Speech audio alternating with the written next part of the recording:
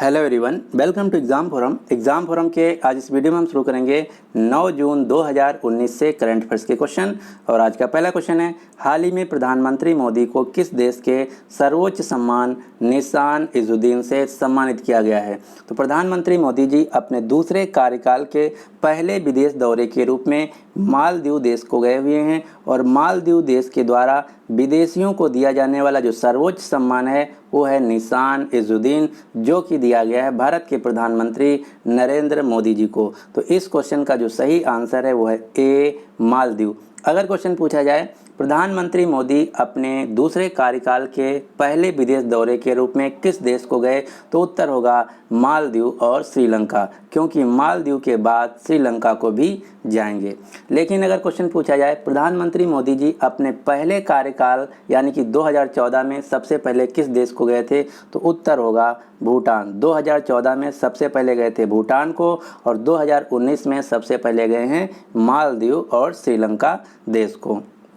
मालदीव जो कि एशिया का सबसे छोटा देश है एरिया वाइज और ये हिंद महासागर में स्थित है। ये क्वेश्चन बहुत बार पूछा जा चुका है कि मालदीव कहाँ स्थित है, तो उत्तर होगा हिंद महासागर, इंडियन ओशन।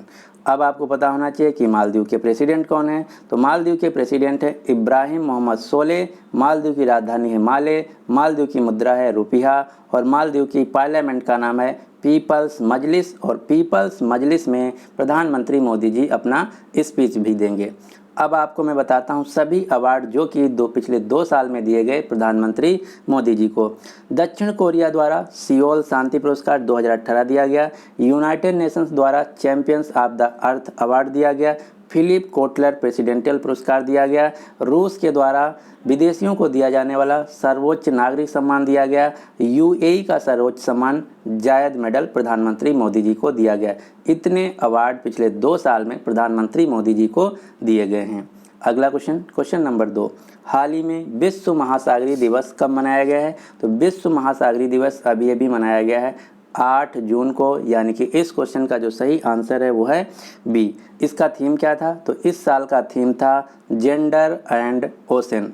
अब आपको मैं बताता हूँ जितने भी अभी तक जून महीने में दिवस मनाए गए। 1 जून को मनाया गया विश्व दूध दिवस, 2 जून को मनाया गया तेलंगाना राज्य गठन दिवस, 3 जून को मनाया गया विश्व साइकिल दिवस, 5 जून को मनाया गया अवैध गैर कानूनी और अनियमित मछली पालन के खिलाफ अंतर्राष्ट्रीय दिवस, 4 जून को मनाया गया बाल यातना और अवैध तस्करी के खिलाफ अंतर्राष्ट्रीय दिवस, 5 जून को मनाया गया विश्व पर्यावरण दिवस जिसका थीम था बीट एयर पॉल्यूशन, 7 जून को मनाया गया विश्व खाद्य दिवस अब और 8 जून को मनाया गया है विश्व महासागरीय दिवस।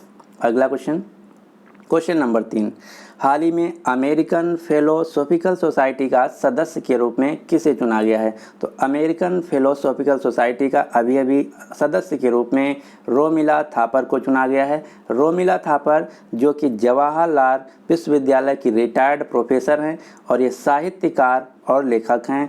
इनको अभी बनाया गया है अमेरिकन फिलोसॉफिकल सोसाइटी का सदस्य रोमिला थापर। तो इस क्वेश्चन का सही आंसर है। अगर पूछा जाए क्वेश्चन रोमिला थापर कौन है, तो रोमिला थापर साहित्यकार और लेखिका हैं। एक महिला का नाम और आपको याद रखना है जिनका नाम है गगनदीप कांग। गगनदीप कांग ब्रिटेन का जो फेलोशिप है जिसका नाम है रॉयल सोसाइटी फेलो। तो रॉयल सोसाइटी फेलो की 358 वर्ष के इतिहास में पहली बार किसी भारतीय महिला को बनाया गया है फेलो। तो आपको याद रखना है रॉयल सोसाइटी की पहली भारतीय महिला फेलो बनने वाली हैं गगनदीप कांग। अगला क्वेश्चन नंबर 4, हाल ही में किस देश ने तैरते हुए समुद्री प्लेटफॉर्म से रॉकेट लॉन्च करने में सफलता प्राप्त की है? तो ये ऐसा किया है चीन देश ने, यानी कि इस क्वेश्चन का जो सही आंसर है वो है ये। चीन ऐसा करने वाला दुनिया का तीसरा देश बन गया है। इससे पहले अमेरिका और रूस ऐसा कर चुके हैं, यानी कि चीन विश्व का तीसरा देश बन गया है तैरते हुए समुद्र के प्लेटफॉर्म से रॉकेट लॉन्च करने वाला देश। अब आपको चीन की स्पेस एजेंसी का नाम पता होना चाहिए।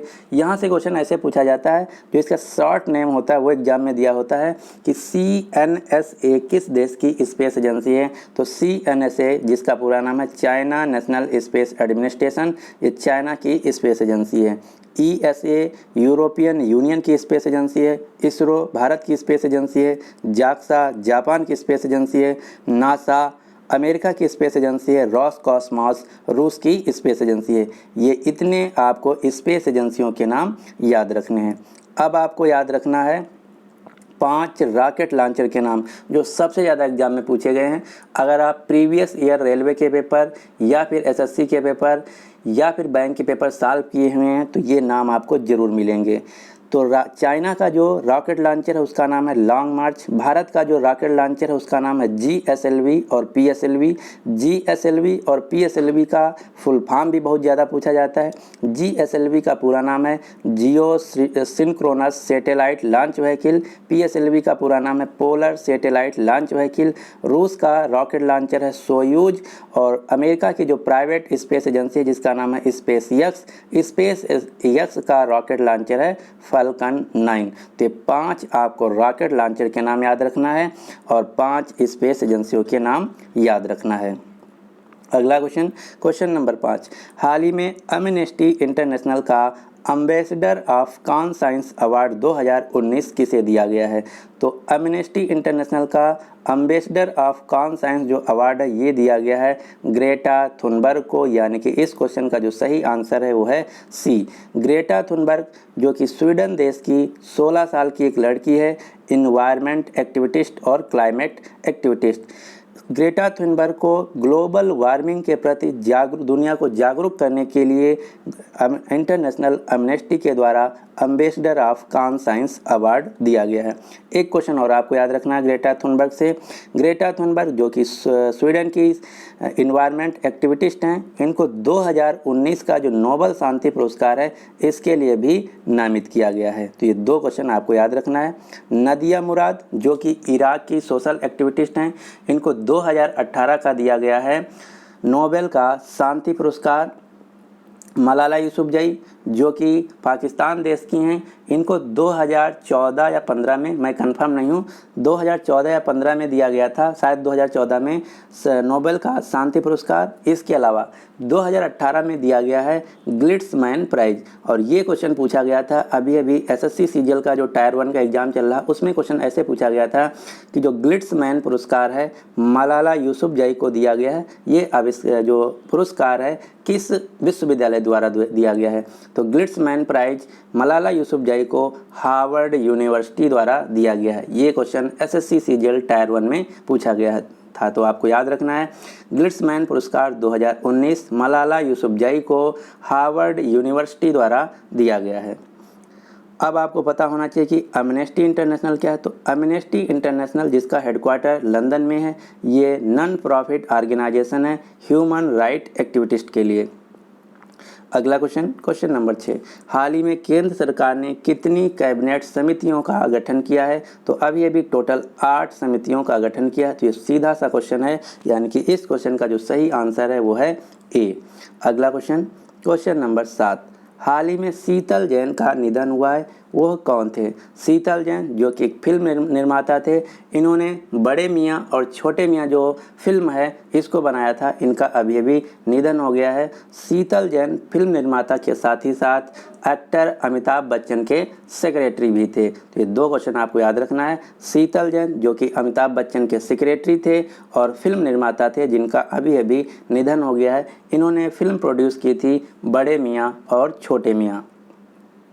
अगला क्वेश्चन नंबर 8, अमेरिका के हाउस ऑफ रिप्रेजेंटेटिव की अध्यक्ष बनने वाली पहली दक्षिण एशियाई की महिला कौन बनी है। तो अमेरिका का जो हाउस ऑफ रिप्रेजेंटेटिव है इसकी अध्यक्ष बनने वाली पहली साउथ एशिया की महिला बनी है प्रमिला जयपाल, जो कि भारतीय मूल की हैं और इनका जन्म हुआ था चेन्नई में, यानी कि इस क्वेश्चन का जो सही आंसर है वो है A प्रमिला जयपाल।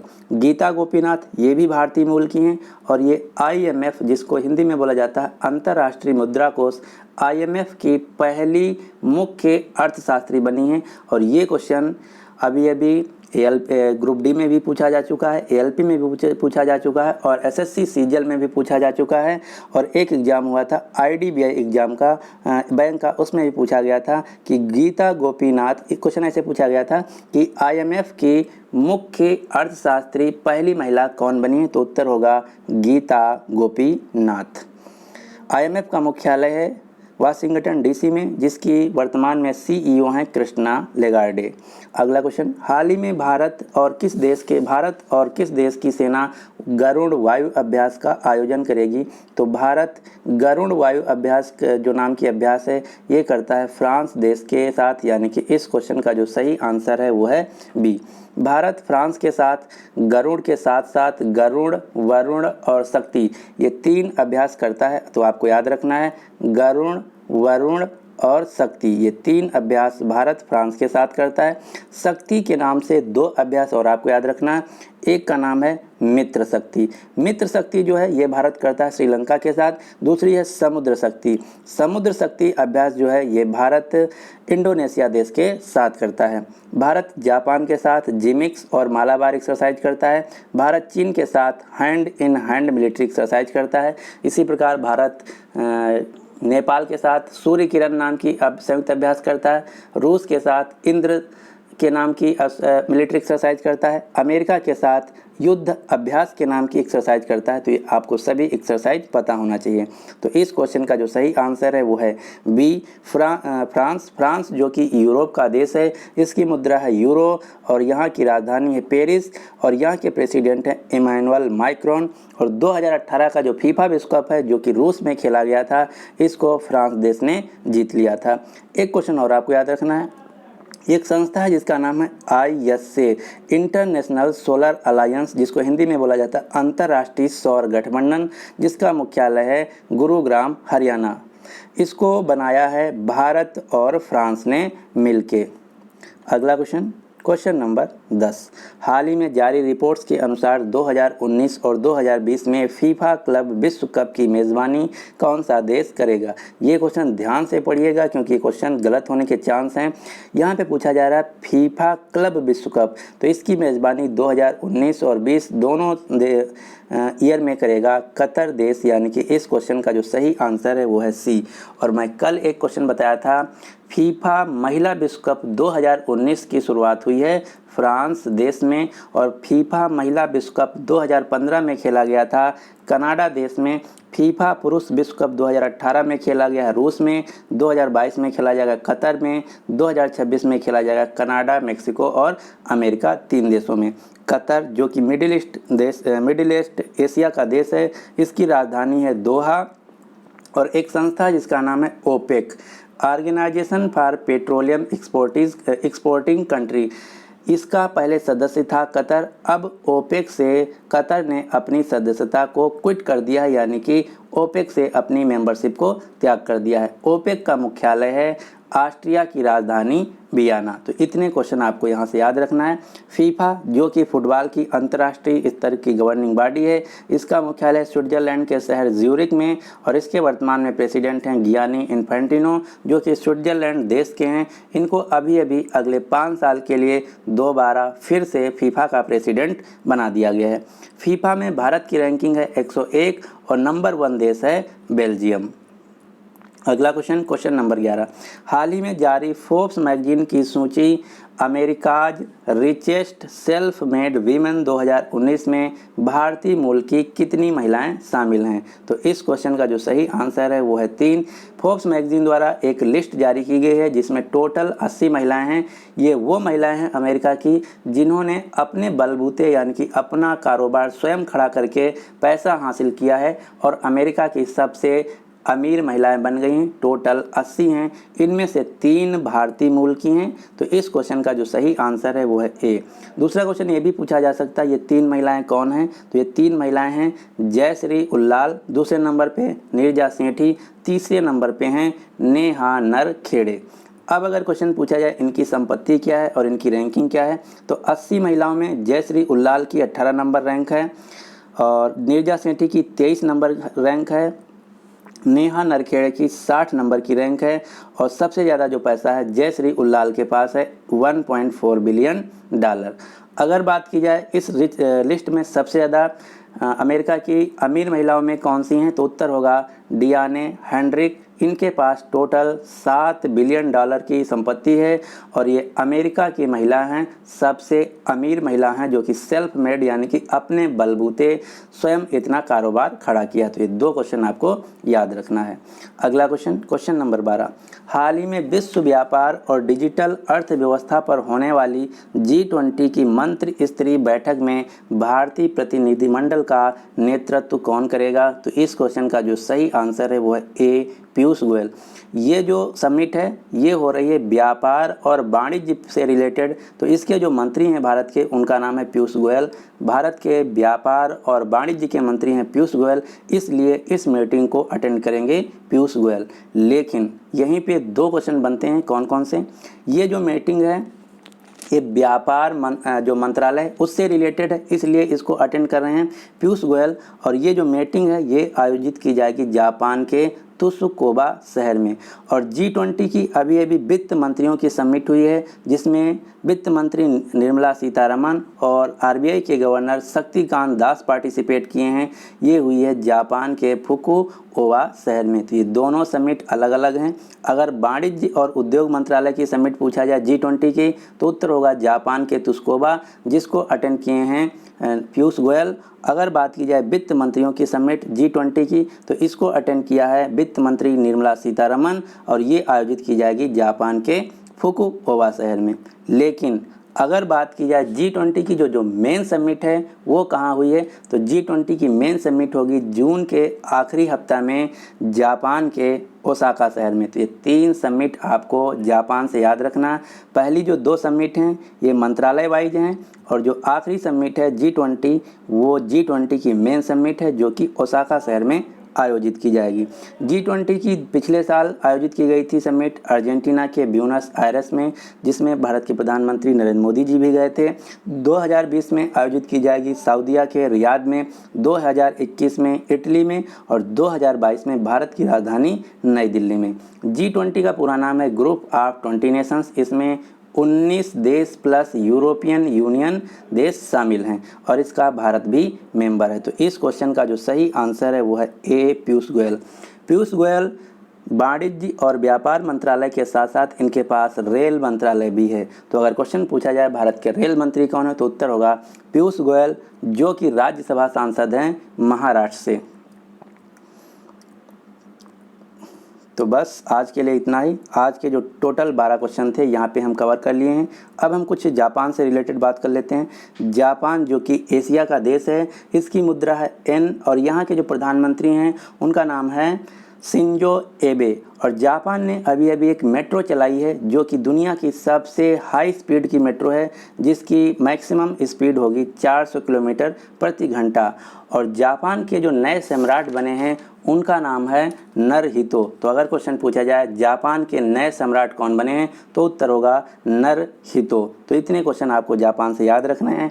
2020 का जो ओलंपिक खेल है वो खेला जाएगा जापान के टोक्यो शहर में। और अभी अभी जो SSC सीजल टायर 1 एग्ज़ाम चल रहा है उसमें एक क्वेश्चन पूछा गया था कि 2020 का जो जापान में टोक्यो ओलंपिक खेल खेला जाएगा टोक्यो शहर में, उसमें कितने नए खेल शामिल किए गए हैं। तो 2020 के टोक्यो ओलंपिक में टोटल 5 नए खेल शामिल किए गए हैं। तो इतने क्वेश्चन आपको जापान से याद रखने हैं।